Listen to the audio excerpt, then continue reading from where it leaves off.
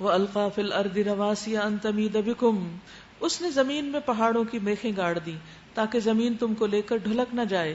اس نے دریا جاری کیے اور قدرتی راستے بنائے تاکہ تم ہدایت پاؤ. یعنی ان دریاؤں کے ساتھ ساتھ چل کے بھی، یا ان کے اندر جو کشتیاں چلتی ہیں ان کے ذریعے بھی انسان مختلف علاقوں کو ایکسپلور کرتا ہے، نئی نئی آبادیوں کے پاس جا کے رکتا ہے، کیونکہ عموماً آبادیاں پانی کے پاس ہوتی ہیں.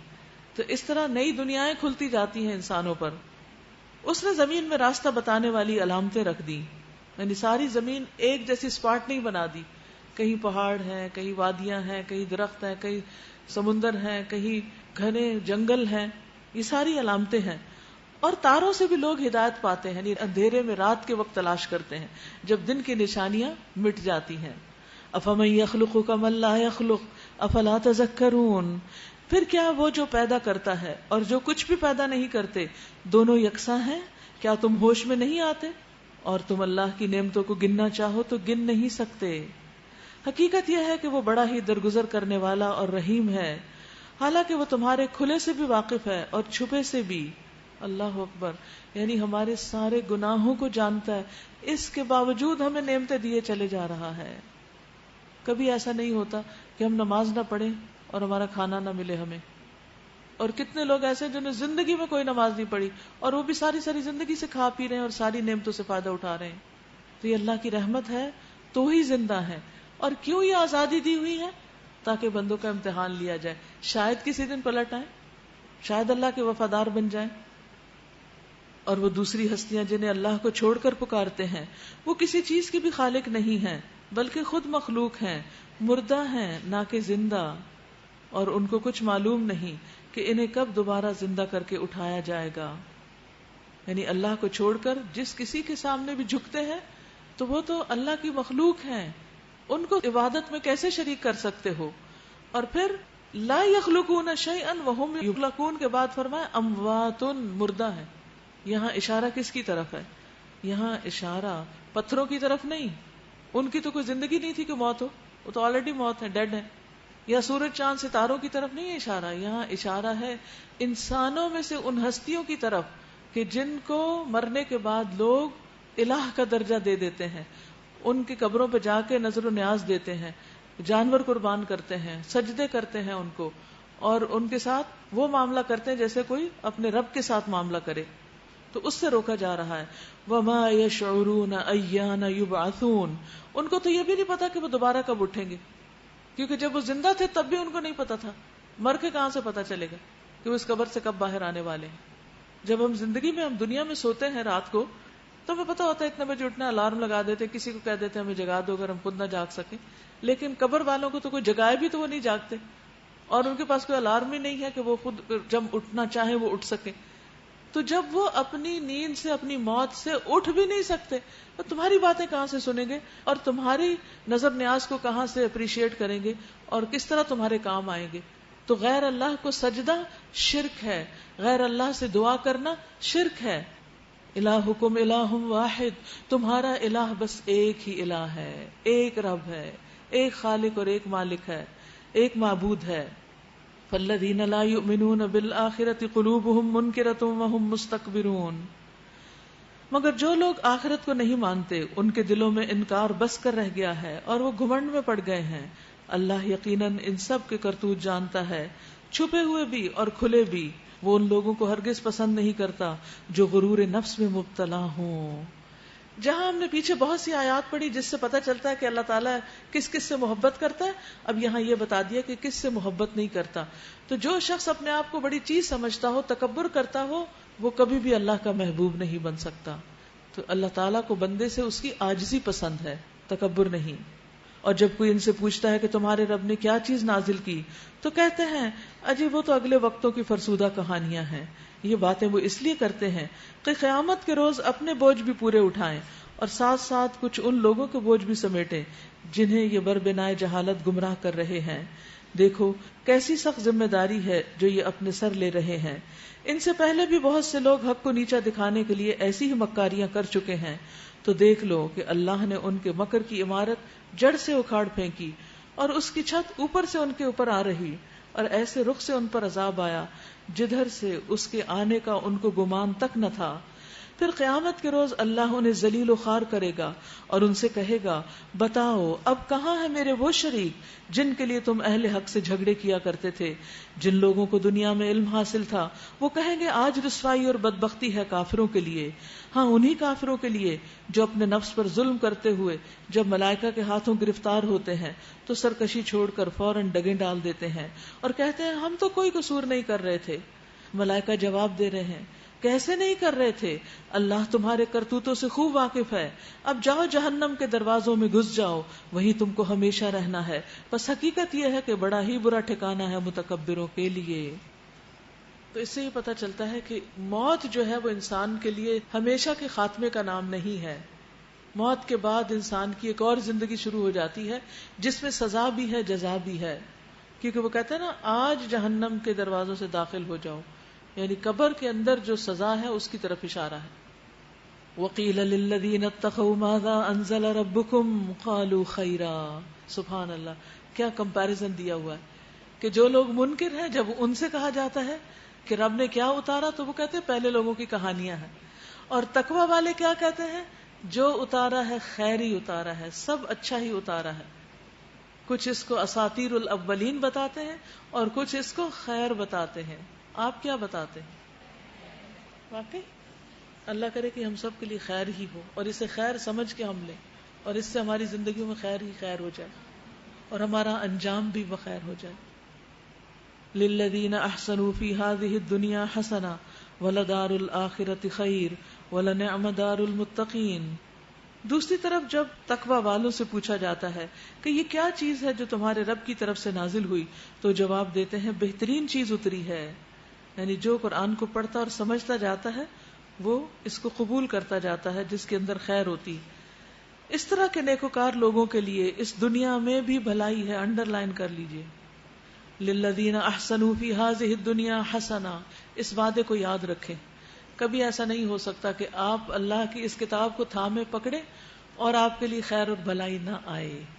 بعض اوقات ہم دنیا کی قربانی کر کے یہاں آتے ہیں نا. آپ نے ایک ڈگری کی, آپ اگلی کے لیے تیاری کر رہے تھے اور اتنے میں آپ کو یہ راستہ دکھائی دیا, آپ اپنی دنیا کا 1 سال سیکریفائس کر کے یہاں بیٹھے. اب آپ پریشان ہوتے ہیں کہ میری دوستیں مجھ سے آگے نکل جائیں گی, وہ جلدی ڈگری لے لیں گے, ان کی جلدی شادی ہو جائے گی, ان کے بچے جلدی ہو جائیں گے, وہ جلدی بڑے ہو جائیں گے. کیا یہ واقعی یہ سب چیزیں انسانوں کے ہاتھوں میں؟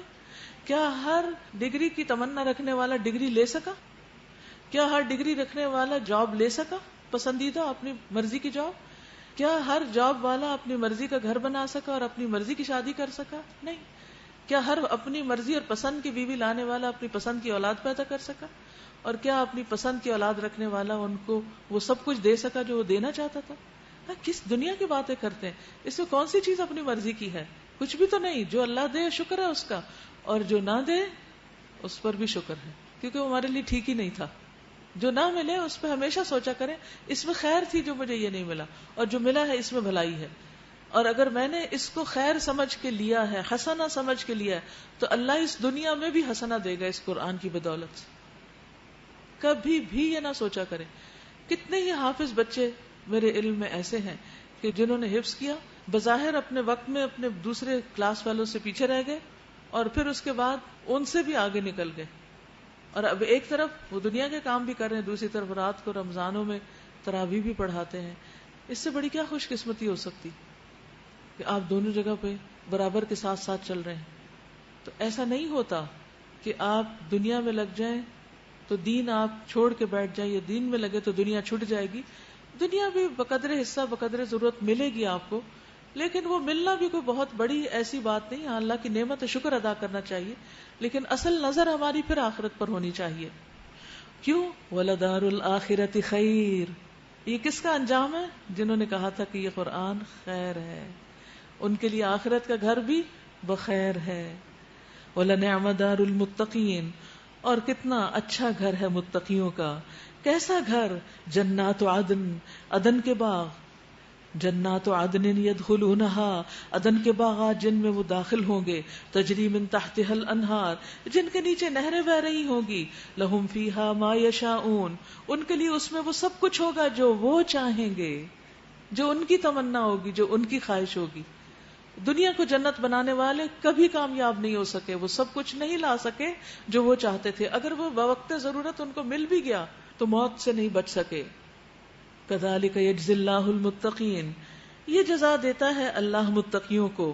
الذین تتوفاہم الملائکۃ طیبین، ان متقیوں کو جن کی روحیں پاکیزگی کی حالت میں جب ملائکہ قبض کرتے ہیں تو کہتے ہیں سلام ہو تم پر، السلام علیکم، جاؤ جنت میں اپنے اعمال کے بدلے.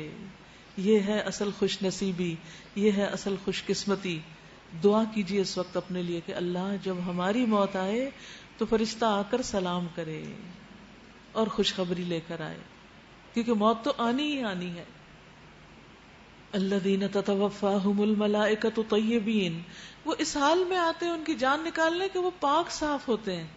پاک صاف، اس سے صفائی کی کتنی زیادہ اہمیت پتہ چلتی کہ انسان گندا نہ رہے، نہ جسم اس کا گندا ہو، نہ لباس اس کا گندا ہو، نہ خیالات گندے ہو، اور نہ ہی اس کی زبان گندی ہو. اور رات کو بھی سوئے تو صاف ستھرا سوئے کہ اگر سوتے سوتے میں جان نکل گئی تو فرشتے آ کر سلام کریں. پہلے فرشتہ جب سلام کرتا ہے تو اس کا مطلب ہے تم سلامت رہو، سلامتی میں ہو، اور پھر خوشخبری دیتا ہے کہ فکر نہیں کرو، وقتی تکلیف ہے، اس کے بعد جنت ہے تمہارے لیے، جنت کی کھڑکیاں کھول دی جائیں گی تمہارے لیے. تو اس لیے مسواک کا اہتمام، روزے کی حالت میں بھی مسواک کا اہتمام ضرور کریں. کوشش کریں ہر نماز سے پہلے وضو جب کریں تو ایک دفعہ مسواک ضرور کریں. کتنے لوگوں کو لکڑی کا مسواک استعمال کرنا آتا ہے؟ سب کو آتا ہے الحمدللہ. جس کو نہیں آتا وہ ضرور سیکھ لے.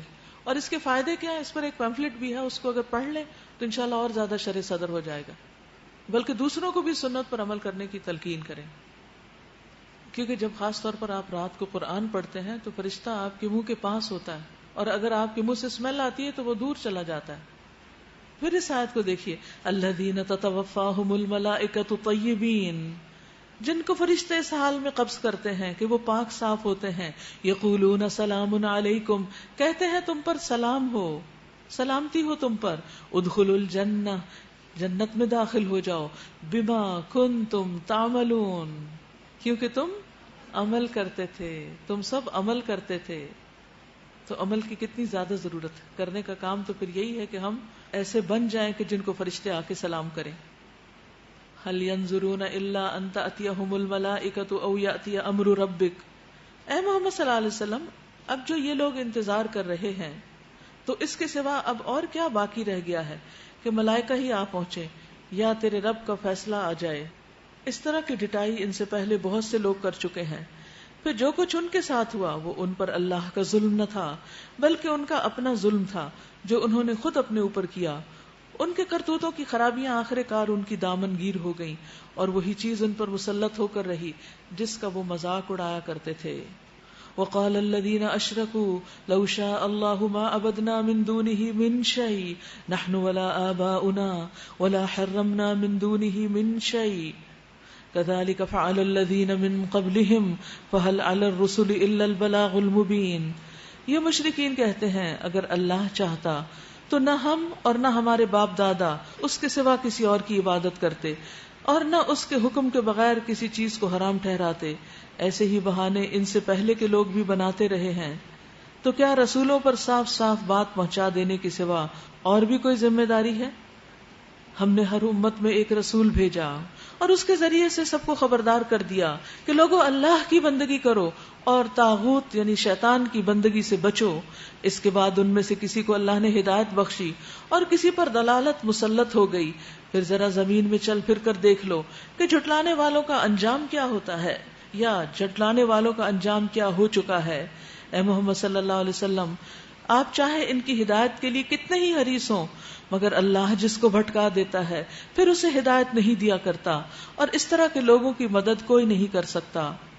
یہ لوگ اللہ کے نام سے کڑی کڑی قسمیں کھا کر کہتے ہیں کہ اللہ کسی مرنے والے کو پھر سے زندہ کر کے نہ اٹھائے گا. یعنی آخرت کے تو ایسے انکاری ہیں. ایسا کفر اٹھائے گا کیوں نہیں؟ یہ ان تمام لوگوں کی بات کا جواب دیا جا رہا ہے جو آخرت کو نہیں مانتے یا اس کے حساب کتاب کو نہیں مانتے. اٹھائے گا کیوں نہیں؟ یہ تو ایک وعدہ ہے جسے پورا کرنا اس نے اپنے اوپر واجب کر دیا ہے، مگر اکثر لوگ جانتے نہیں. اور ایسا ہونا اس لیے ضروری ہے کہ اللہ ان کے سامنے اس حقیقت کو کھول دے جس کے بارے میں یہ اختلاف کر رہے ہیں، اور منکرین حق کو معلوم ہو جائے کہ وہ جھوٹے تھے. یعنی اللہ سبحانہ وتعالیٰ ان کے جھوٹ کو ان پر کھولنا چاہتا ہے. رہا اس کا امکان تو ہمیں کسی چیز کو وجود میں لانے کے لیے اس سے زیادہ کچھ نہیں کرنا ہوتا کہ ہم اسے حکم دیں کہ ہو جا، اور بس وہ ہو جاتی. یعنی قیامت بھی بس کن کہیں گے اللہ تعالیٰ اور وہ ہو جائے گی. اسرافیل علیہ السلام کو حکم دیں گے اور اسی وقت سور پھونکیں گے اور سب قیامت برپا ہو جائے گی. اور جب سے وہ پیدا ہوئے ان کا کام کیا ہے؟ وہ سور لے کے کھڑے، صرف توجہ کی حالت میں، بگل ان کے منہ میں ہے. یعنی یہ بھی نہیں کہ باہر رکھا ہوا ہے کہ اچھا جس وقت حکم آئے گا تو اٹھا کے منہ میں ڈال کے، پھر آلریڈی تیار بیٹھے ہیں کہ کس وقت اللہ کا حکم جاری کر دیا جائے. والذین ہاجروا فی اللہ من بعد ما ظلموا لنبوئنہم فی الدنیا حسنا. جو لوگ ظلم سہنے کے بعد اللہ کی خاطر ہجرت کر گئے ان کو ہم دنیا میں ہی اچھا ٹھکانہ دیں گے. پیچھے بات ہوئی تھی نا کہ ہجرت کا حکم آ گیا تھا، تو اب ہجرت کے فائدے بتائے جا رہے ہیں. اور آخرت کا اجر تو بہت بڑا ہے، کاش وہ جان لیں وہ مظلوم جنہوں نے صبر کیا اور جو اپنے رب کے بھروسے پر کام کر رہے ہیں کہ کیسا اچھا انجام ان کا منتظر ہے. یعنی انہیں اندازہ ہو جائے اور دیکھ لیں کہ کیسا اچھا انجام ان کا منتظر ہے. اے محمد صلی اللہ علیہ وسلم، ہم نے آپ سے پہلے بھی جب کبھی رسول بھیجے ہیں آدمی ہی بھیجے ہیں جن کی طرف ہم اپنے پیغامات وحی کیا کرتے ہیں. اہل ذکر سے پوچھ لو اگر تم لوگ خود نہیں جانتے. پچھلے رسولوں کو بھی ہم نے روشن نشانیاں اور کتابیں دے کر بھیجا تھا، اور اب یہ ذکر تم پر نازل کیا ہے تاکہ تم لوگوں کے سامنے اس کی تعلیم اور تشریح اور توضیح کرتے جاؤ جو ان کے لیے اتاری گئی ہے. وَأَنزَلْنَا إِلَيْكَ الذِّكْرَ لِتُبَيِّنَ لِلنَّاسِ مَا نُزِّلَ إِلَيْهِمْ وَلَعَلَّهُمْ يَتَفَكَّرُونَ، اور تاکہ وہ لوگ خود بھی غور و فکر کریں. اللہ سبحانہ وتعالیٰ نے قرآن مجید کس پہ اتارا؟ نبی صلی اللہ علیہ وسلم پر. اور نبی صلی اللہ علیہ وسلم کو حکم دیا کہ وہ اس کو آگے لوگوں کو مختلف طریقوں سے واضح کریں، اس پر عمل کرنے کے طریقے بتائیں، بول کر بھی اور پریکٹیکلی بھی. مثلا قرآن مجید میں وضو کا ذکر آتا ہے، لیکن کر کے کس نے دکھایا عملی طور پر؟ نبی صلی اللہ علیہ وسلم. نماز کا ذکر آتا ہے کئی بار، لیکن عملی طور پر کیسے کھڑے ہونا ہے، کیسے رکوع کرنا ہے، کیسے سجدے میں جانا ہے، سلام کیسے پھیرنا، یہ سب ڈیٹیلز قرآن میں نہیں ہے. اسی طرح حج کے بارے میں آپ نے فرمایا خذوا عنی مناسککم، زکوٰۃ کی ڈیٹیلز کتنے % زکوٰۃ دینی ہے وغیرہ وغیرہ، یہ سب کچھ قرآن میں نہیں ہے. یہ سب آپ نے ہمیں حدیث کے ذریعے بتایا ہے. اس لیے قرآن کے علاوہ حدیث پر ایمان لانا بھی ضروری ہے. اور حدیث ہے کیا؟ دراصل قرآن ہی کی تو تفسیر ہے، اور اگر آپ اس کو اس طرح لیں گے تو آپ کے لیے پڑھنا اور بھی دلچسپ ہو جائے گا. جب میں ایک زمانے میں بخاری پڑھا رہی تھی تو اس وقت میں ہر حدیث کے پڑھاتے ہوئے یہ سوچتی تھی کہ کبھی اللہ مجھے زندگی دے، موقع دے تو میں ان احادیث کو قرآن کی آیات کے ساتھ فٹ کر دوں کہ کون سی حدیث کس آیت کی تفسیر ہے. کیونکہ قرآن اللہ کی وحی ہے اور نبی صلی اللہ علیہ وسلم نے اس وحی پر عمل کر کے چلتا پھرتا قرآن پن کے دکھایا تھا. تو جو کچھ حدیث کے اندر وہ دراصل اللہ ہی کی طرف سے آیا ہے اور اسی کی عملی تعبیر ہے، تشریح ہے. سعید بن جبیر کہتے ہیں کہ انہوں نے نبی صلی اللہ علیہ وسلم کے حوالے سے کسی کو کوئی حدیث بتائی تو ایک شخص بولا اللہ کی کتاب میں اس کے برعکس حکم موجود ہے. تو سعید بن جبیر نے کہا میں تمہارے سامنے نبی صلی اللہ علیہ وسلم کے حوالے سے حدیث بیان کر رہا ہوں اور تم اس کے مقابلے میں اللہ کی کتاب پیش کر رہے ہو. اللہ کے رسول اللہ کی کتاب کے بارے میں تم سے زیادہ علم رکھتے تھے، ان کو زیادہ پتا تھا کہ قرآن میں کیا لکھا ہے. پھر اسی طرح یہ ہے کہ نبی صلی اللہ علیہ وسلم نے فرمایا اگر تمہارا کوئی دنیاوی معاملہ ہو تو تم خود اس کے بارے میں زیادہ جانتے ہو، ہاں اگر دین کا معاملہ ہو تو میری طرف لایا کرو. تو بدعات ہوتی بھی دین کے معاملے میں ہے، دنیاوی معاملات میں بدعت نہیں ہوتی. افامن الذین مکروا السیئات ان یخسف اللہ بہم الارض او یأتیہم العذاب من حیث لا یشعرون. پھر کیا وہ لوگ جو دعوت پیغمبر کی مخالفت میں بدتر سے بدتر چالیں چل رہے ہیں اس بات سے بالکل ہی بے خوف ہو گئے ہیں کہ اللہ ان کو زمین میں دھنسا دے یا ایسے گوشے سے ان پر عذاب لے آئے جدھر سے اس کے آنے کا ان کو وہم و گمان تک نہ ہو. وہم لا یشعرون. تو کبھی بھی انسان کو اللہ کے عذاب سے بے خوف نہیں ہونا چاہیے. اور یہ بری چالیں کون سی تھی؟ نبی صلی اللہ علیہ وسلم کو قتل کرنے کی، اسلام کو نقصان دینے کی. اور اسی طرح اللہ تعالیٰ نے جو احکامات ہمارے لیے بھیجے، جب ہم اس پر عمل نہیں کرتے تو بھی مسلسل نافرمانی سے ڈرنا چاہیے، کیونکہ اللہ تعالیٰ کسی وقت بھی انسان کو پکڑ سکتا ہے. رسول اللہ صلی اللہ علیہ وسلم نے فرمایا، اس امت کے لوگوں پر زمین میں دھنسانے، شکلیں مسخ ہونے اور آسمان سے پتھروں کی بارش برسنے کا عذاب آئے گا، یعنی مسلمانوں پر. مسلمانوں میں سے کسی آدمی نے عرض کیا، یا رسول اللہ صلی اللہ علیہ وسلم یہ کب ہوگا؟ آپ نے فرمایا، جب گانے بجانے والی عورتیں ظاہر ہوں گی، آلات موسیقی عام استعمال ہوں گے اور شرابیں پی جائیں گی. یعنی جب یہ کبیرہ گناہ عام ہو جائیں گے تو پھر اللہ سبحانہ وتعالیٰ طرح طرح کے عذاب بھیجیں گے. او یأخذہم فی تقلبہم فما ہم بمعجزین، یا اچانک چلتے پھرتے ان کو پکڑ لے، یا ایسی حالت میں انہیں پکڑے جبکہ انہیں خود آنے والی مصیبت کا کھٹکا لگا ہوا ہو اور وہ اس سے بچنے کی فکر میں چوکنے ہوں. یعنی مصیبت سر پہ آئی ہوئی اور وہ بچنا چاہ رہے ہو لیکن بچ نہ سکیں. وہ جو کچھ بھی کرنا چاہے یہ لوگ اس کو عاجز نہیں کر سکتے. حقیقت یہ ہے کہ تمہارا رب بڑا ہی نرم خو اور رحیم ہے. اور کیا یہ لوگ اللہ کی پیدا کی ہوئی کسی چیز کو بھی نہیں دیکھتے کہ اس کا سایہ کس طرح اللہ کے زور سجدہ کرتے ہوئے دائیں اور بائیں گرتا ہے. کل آپ کو ایک ہوم ورک ملا تھا کہ ڈھلتے سائے کو دیکھ کر سجدے کو یاد کرنا ہے.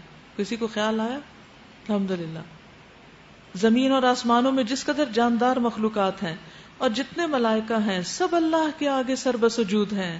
وہ ہرگز سرکشی نہیں کرتے، کیونکہ سجدہ کرنے والا اپنے رب کے بہت قریب ہوتا ہے. یخافون ربهم من فوقهم ویفعلون ما یؤمرون، اپنے رب سے ڈرتے ہیں جو ان کے اوپر ہے، اور جو کچھ حکم دیا جاتا ہے اسی کے مطابق کرتے ہیں. سجدہ کر لیجیے. اس کے لیے باقاعدہ زمین کے اوپر لیٹنے کی ضرورت نہیں ہے. سجدہ تلاوت جو ہے وہ جھک کر بھی ہو جاتا ہے. ٹھیک ہے، جگہ ہے تو کر لیجیے، ورنہ دوسروں کو آپ اذیت نہ دیجیے. اگر آپ کے پاس جگہ نہ ہو، کراؤڈ بڑا اور سجدے کی آیت پڑھی جائے، سنی جائے، تو کہاں تک جھک سکتے ہیں آپ؟ جھکیے تھوڑا سا، جھکیے اور جھکیے جہاں تک جھک سکتے ہیں، جہاں تک سب. باقی کیوں نہیں جھک رہے؟ کتنا اچھا لگتا ہے جو سب جھکے. اس طرح بھی جھک کے سجدہ کر سکتے. اوکے چلیے ٹھیک ہے. بہت دفعہ سجدے کی جگہ نہ ہونے کی وجہ سے اچھا کرسی پہ بیٹھے ہیں، اب کون مصلی بچھائے اور وہاں جا کے نیچے اتر کے سجدہ کر کے پھر واپس بیٹھ کے پھر تو تلاوت کا سجدہ جو ہے اس میں رخصت ہے. ٹھیک ہے، افضل تو یہی ہے کہ پراپر سجدہ کریں، لیکن اگر جگہ نہ ہو تو اتنا بھی جھک کے کام چلایا جا سکتا ہے. سجدہ اللہ سبحانہ وتعالیٰ کے نزدیک سب سے زیادہ پسندیدہ عمل ہے. نبی صلی اللہ علیہ وسلم نے فرمایا، سجدہ کرتے ہوئے بندہ اپنے رب سے سب سے زیادہ قریب ہوتا ہے. ابھی آپ قریب سے ہو کر آئیں، بس سجدوں میں کثرت کے ساتھ دعا کیا کرو. سجدہ اللہ کے نزدیک نہایت پسندیدہ ہے. مادان بن ابی طلحہ یعمری سے روایت ہے کہ میں ثوبان مولا رسول اللہ صلی اللہ علیہ وسلم سے ملا. عرض کیا کہ آپ مجھے ایسے عمل کی خبر دیں جس کے کرنے سے مجھے اللہ جنت میں داخل کر دے. یا میں نے کہا کہ مجھے اللہ کے نزدیک سب سے پسندیدہ عمل کے بارے میں خبر دیں.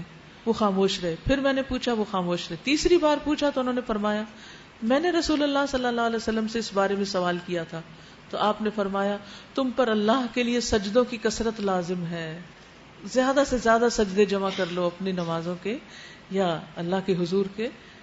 تم میں جب بھی کوئی سجدہ کرے تو اللہ تعالیٰ اس سجدے کی وجہ سے اس کا ایک درجہ اوپر بڑھا دیتے ہیں اور اس کے ذریعے تمہاری ایک خطا مٹا دیتے ہیں. تو گناہ بھی جھڑتے ہیں اور درجے بھی بڑھتے ہیں. وقال اللہ لا تتخذوا الہین اثنین، اور اللہ تعالیٰ فرماتا ہے کہ دو الہ نہ بناؤ، الہ تو بس ایک ہی ہے، لہٰذا تم مجھے سے ڈرو. ابھی دنیا میں ایسے لوگ ہیں زراسٹرینز جن کا عقیدہ کیا ہے کہ دو خدا ہے، ایک نیکی کا اور ایک بدی کا. اسی کا ہے وہ سب کچھ جو آسمانوں میں ہے اور جو زمین میں ہے، اور خالصتاً اسی کا دین ساری کائنات میں چل رہا ہے. پھر کیا اللہ کو چھوڑ کر تم کسی اور سے ڈرو گے، کسی اور کا تقویٰ کرو گے؟ وَمَا بِكُم مِّن نِّعْمَةٍ فَمِنَ اللَّهِ، انڈر لائن کیجئے، وَمَا بِكُم مِّن نِّعْمَةٍ فَمِنَ اللَّهِ ثُمَّ إِذَا مَسَّكُمُ الضُّرُّ فَإِلَيْهِ تَجْأَرُونَ. تم کو جو نعمت بھی حاصل ہے، اب گنے اپنی نعمتیں، گن نہیں سکتے، اللہ ہی کی طرف سے ہے.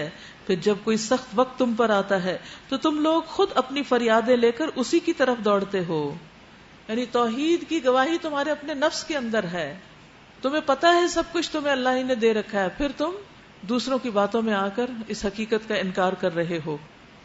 مگر جب اللہ اس وقت کو ٹال دیتا ہے تو یکایک تم میں سے ایک گروہ اپنے رب کے ساتھ دوسروں کو اس مہربانی کے شکریہ میں شریک کرنے لگتا ہے، یعنی اللہ کو بھول کر کسی دیوی دیوتا کا نذرانہ دینے لگتا ہے تاکہ اللہ کے احسان کی ناشکری کرے۔ اچھا مزے کر لو، ان قریب تمہیں معلوم ہو جائے گا۔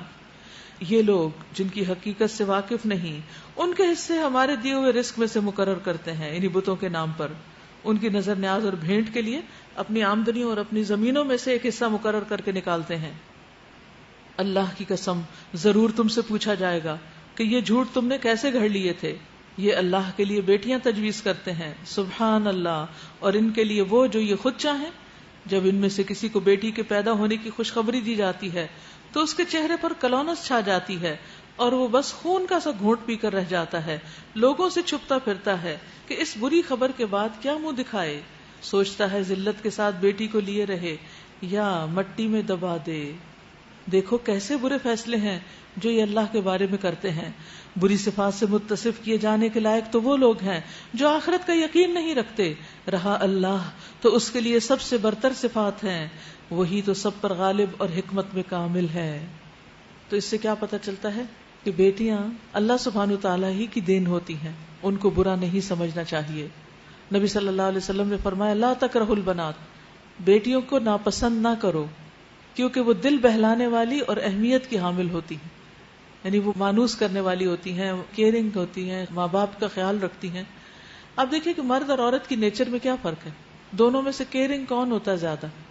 عورت، کیونکہ اس نے ماں بننا ہوتا ہے، اور ایک انسان کے بچے کو سب سے زیادہ کیئر کی ضرورت ہوتی تھی، ان بلٹ ہے اس کے اندر کہ وہ بائی نیچر کیئرنگ ہوتی ہے، یعنی کسی بھی معاملے میں، اور مرد عام طور پر اس طرح نہیں ہوتے۔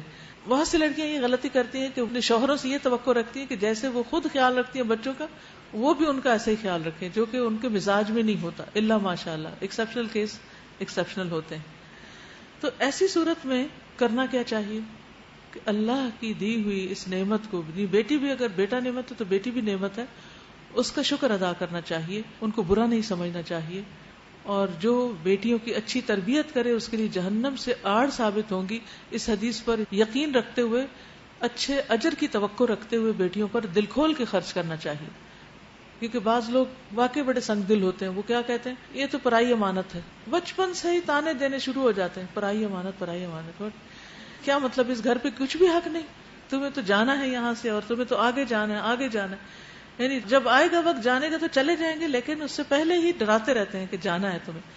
تو ایک لحاظ سے اچھا بھی ہوتا ہے، لیکن دوسری طرف سے یہ ہے کہ بعض اوقات یہ چیز بچیوں کے اندر ایک خوف بھی پیدا کر دیتی ہے، اور شادی سے ایک نفرت بھی پیدا کر دیتی ہے، یہ ایک انسیکیورٹی پیدا کر دیتی ہے، اور یہ احساس کہ والدین کو ہماری ضرورت نہیں، بس یہ تو انتظار میں ہے کہ کس وقت آگے بھیج دیں۔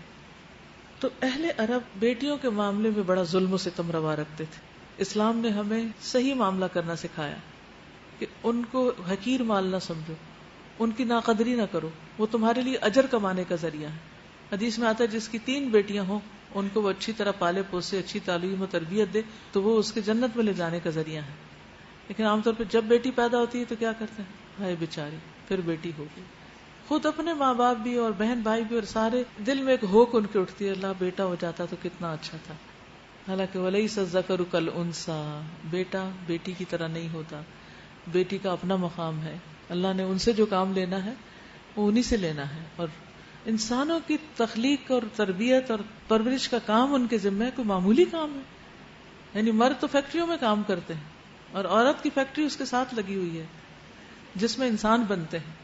انسان زیادہ قیمتی ہے یا باقی چیزیں؟ تو بیٹی ہونے کو، عورت ہونے کو کبھی بھی حقیر نہ سمجھے، اور معاشرے نے جو کانفیڈنس ختم کر دیا ہے لڑکیوں کا، یا پھر ان کو ریبیلیس کر دیا، یہ دونوں رویے غلط ہیں۔ اللہ نے ہمیں جو پیدا کیا اس کو خوشی سے قبول کرنا ہے، اور جو ہمیں دے اس کو بھی خوشی سے قبول کرنا ہے۔ تو یہ دور جاہلیت کا رواج تھا، تو آج مسلمان ہو کے تو ہمیں دور جاہلیت کی رسموں پر نہیں چلنا نا، مسلمان ہو کے تو ہمیں نبی صلی اللہ علیہ وسلم کی سنت اور آپ کے طریقے پر عمل کرنا ہے کہ آپ کس قدر بیٹیوں کی کیئر کیا کرتے تھے اور کتنی ان سے محبت کرتے تھے۔ حضرت فاطمہ رضی اللہ تعالیٰ عنہا کے ساتھ کیا معاملہ کرتے تھے، جب وہ آتی تھی تو اڑ جاتے تھے، ان کے لیے اپنی جگہ چھوڑ دیتے تھے، ان کے ماتھے پر بوسہ دیتے تھے، ان کے بچوں سے پیار کرتے تھے، اور جب دنیا سے آپ رخصت ہونے والے تھے تو اس وقت انہوں نے ان کے کان میں خوشخبری دی تھی کہ تم سب سے پہلے مجھ سے آ کر ملو گی۔ اور وہ بھی ان سے بہت زیادہ محبت کرتی تھی. تو اگر باپ اور بیٹی کا تعلق دیکھنا ہو تو حضرت فاطمہ رضی اللہ تعالی عنہا کا اور حضور صلی اللہ علیہ وسلم کا باہم ریلیشن شپ دیکھے کہ اچھے باپ کیسے ہوتے ہیں اور اچھی بیٹیاں کیسی ہوتی ہیں. جی اب تو خیر رمضان ہے، مگر پچھلے دنوں بہت گرمی ہوتی تھی. خیر پچھلے دنوں کی بات نہیں، ابو کرتا ہی ایسا ہے کہ جب بھی میں گھر جاؤں تو مجھے خود پانی پلا کے دیتے تھے فریج سے نکال کے، اور کھانا خود دیتے تھے، اور اتنی مطلب کہ کہتے تھے کہ جلدی سے اسکارف اتارو، برقع اتارو اور پنکھے کے نیچے بیٹھو. بہت کیئر کرتے. ماشاء اللہ. یہ اسلام سکھاتا ہے، نہ ہندوازم سکھاتا ہے، نہ عیسائیت سکھاتی ہے، نہ کوئی اور دین سکھاتا ہے. یہ اسلام ہے جس نے بیٹی کو یہ مقام دیا ہے. تو اپنے مقام کے احترام کو پہچانے. اور اہل عرب ایک طرف بیٹیوں کو زندہ درگور کرتے، دوسری طرف اللہ کے لیے بیٹیاں تجویز کرتے. وَلِلَّهِ الْمَثَلُ الْأَعْلَى، اللہ ہی کے لیے ہے بلند مثال. یعنی اللہ کی ہر صفت مخلوق کے مقابلے میں اعلیٰ ہے. علم، قدرت، جود و عطا، رزاقیت، خالقیت، جو بھی اس کے اچھے اچھے نام اور صفات ہیں وہ سب سے بہترین ہے اس کے لیے. وَهُوَ الْعَزِيزُ الْحَكِيمُ، اور وہ زبردست ہے، حکمت والا ہے. اگر کہیں اللہ لوگوں کو ان کی زیادتی پر فوراً ہی پکڑ لیا کرتا تو روئے زمین پر کسی جان کو زندہ نہ چھوڑتا، لیکن وہ سب کو ایک وقت مقرر تک مہلت دیتا ہے. پھر جب وہ وقت آ جاتا ہے تو اس سے کوئی ایک گھڑی بھی آگے پیچھے نہیں ہو سکتا. آج یہ لوگ وہ چیزیں اللہ کے لیے تجویز کر رہے ہیں جو خود اپنے لیے انہیں ناپسند ہیں. بیٹیوں کو خود اپنے لیے پسند نہیں کرتے لیکن اللہ کی بیٹیاں قرار دیتے ہیں. اور جھوٹ کہتی ہیں ان کی زبانیں کہ ان کے لیے بھلا ہی بھلا ہے. ان کے لیے تو ایک ہی چیز ہے اور وہ ہے دوزخ کی آگ، ضرور یہ سب سے پہلے اس میں پہنچائے جائیں گے. اللہ کی قسم اے محمد صلی اللہ علیہ وسلم، تم سے پہلے بھی بہت سی قوموں میں ہم رسول بھیج چکے ہیں، اور پہلے بھی یہی ہوتا رہا ہے کہ شیطان نے ان کے برے کرتوت انہیں خوشنما بنا کر دکھائے اور رسولوں کی بات انہوں نے مان کر نہ دی. وہی شیطان آج ان لوگوں کا بھی سرپرست بنا ہوا ہے اور یہ دردناک سزا کے مستحق بن رہے ہیں. ہم نے یہ کتاب تم پر اس لیے نازل کی ہے کہ تم ان اختلافات کی حقیقت ان پر کھول دو جن میں یہ پڑے ہوئے ہیں. یہ کتاب رہنمائی اور رحمت بن کر اتری ہے ان لوگوں کے لیے جو اسے مان لیں. تو کتاب کی آمد کا ایک مقصد کیا ہے؟ اختلافات کو دور کرنا اور انسانوں کو ہدایت فراہم کرنا اور رحمت جو اس کو پڑھے. یعنی کوئی بھی شخص دنیا میں کسی بھی مشکل میں ہے، کسی بھی غم میں مبتلا ہے، اگر قرآن پڑھنا شروع کر دے گا تو اس کے غم دور ہونے شروع ہو جائیں گے.